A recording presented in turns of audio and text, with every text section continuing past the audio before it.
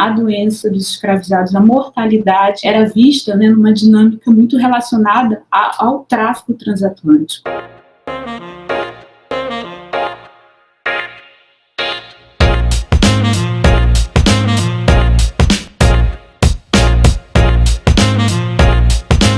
Vim apresentar para vocês o meu trabalho, Doença e Cativeiro, um estudo sobre mortalidade e sociabilidade dos escravos no Rio de Janeiro, na primeira metade do século XIX. Propus uma discussão voltada para as relações, para entender as relações entre saúde e doenças de escravos.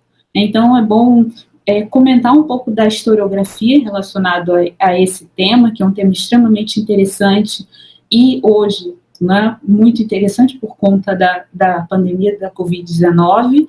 É um debate historiográfico em relação à saúde que começa na década, especialmente pós-90. Nesse contexto, nós temos várias pesquisas, né, que vão além da discussão do escravismo e da própria estrutura econômica da escravidão, e muitos pesquisadores nesse contexto buscaram pensar os significados, os sentidos da experiência dos escravizados e escravizadas, homens e mulheres escravizados no Brasil, colônia e império. Então, a partir do interesse de se pensar as sociabilidades, o cotidiano da vida escrava, alguns pesquisadores priorizaram a dimensão da saúde, né? Embora essa discussão já existisse em relação a outros grupos sociais, a discussão em relação à saúde, à doença dos escravizados, a mortalidade ainda era vista, né, numa dinâmica muito relacionada ao tráfico transatlântico. Então, numa perspectiva mais conservadora, a ideia é que o tráfico, como propagador de doenças, né, e das epidemias que marcaram o contexto imperial na metade do século XIX, muitos pesquisadores atribuíram as doenças às epidemias, né, aos escravizados, especialmente africanos. Nesse contexto de mudança historiográfica, o que nós percebemos é um movimento de interesse de muitos pesquisadores ir além dessa dimensão e tentar entender o cotidiano e essas sociabilidades e a vida escrava. Uma dimensão importantíssima da vida é a doença, né? Então, a gente encontra na historiografia, nos documentos, né, históricos, nos manuais também do século XIX, muitas questões voltadas, reflexões voltadas para a saúde dos escravizados, mas sempre pensando nessa dimensão utilitarista, né, do trabalho. Os cuidados com a saúde, né, o que a gente verifica analisando a documentação, sempre voltados para uma dimensão de prolongamento da vida útil daquele escravizado. Então, num contexto historiográfico, né, renovado, a gente passa a pensar, a gente busca pensar essa dimensão dos costumes, das artes de curar, das práticas de curar, da alimentação, que também estava muito relacionada com a questão da saúde, e como que as doenças do século XIX afetavam determinados grupos populacionais, africanos, escravizados, não africanos, crioulos, crianças, e também uma população livre e pobre. Então, eu gostaria de falar um pouco dos dados, né, referente a esses escravizados, são as doenças que eu encontrei, tanto de africanos quanto de escravos crioulos, crianças, no Rio de Janeiro, nessas duas freguesias, Irajá e Candelária. Para a região de Irajá, 343 cativos, 343 escravos e escravas espalhados na freguesia de Irajá.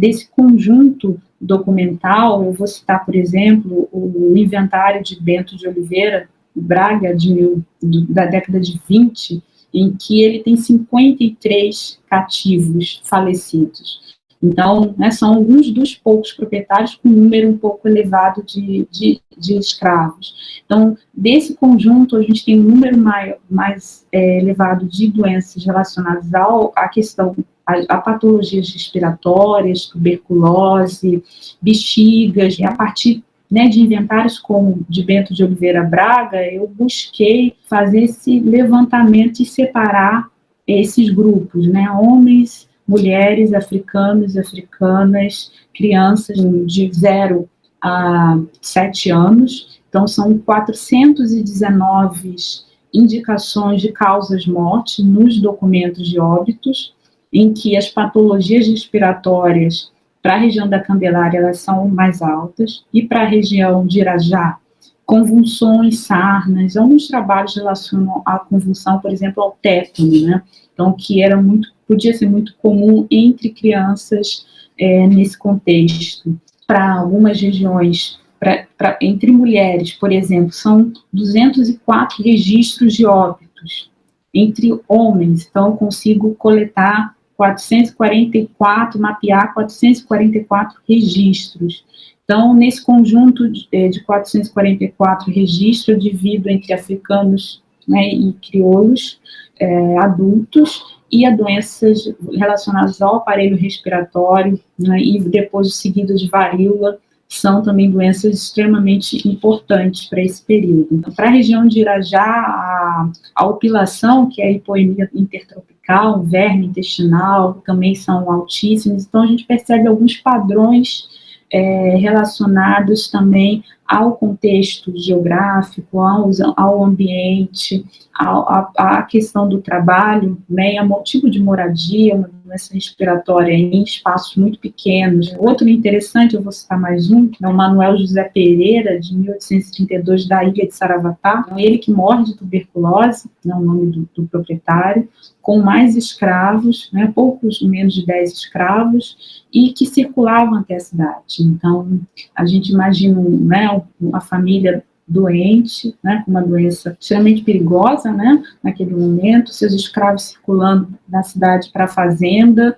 Então, a gente consegue mapear, mas só que esses registros ainda, né, de óbitos ainda apresentam muitas lacunas, e os inventários, né, nos revelam a dinâmica mais detalhada do cotidiano e da vida desses escravizados. É interessante pensar que uma das moradias de um proprietário, ela foi da ilha de Saravatá, vou voltar à questão da ilha de Saravatá, ela foi descrita, aparece assim, moradia de pau a pique, terras arrendadas. Ele tem um proprietário, Domingos Pereira de Oliveira, ele tem 4 escravos, morava numa casa de pau a pique, era uma terra alugada. Então, a gente percebe também a moradia do proprietário. Essas variáveis, né, só isso não explica a doença dos escravizados, mas são variáveis importantes que devem compor a análise relacionada às doenças de escravos, né? Olhar para os espaços de trabalho, os espaços de moradia, alimentação. O que eu gostaria de apresentar é isso, essas possibilidades de análise no trabalho de história da saúde, das doenças dos escravizados e da potencialidade também desse tema para a gente pensar outras dinâmicas. O desafio ainda é grande de cruzar esses documentos, de analisá-los com profundidade.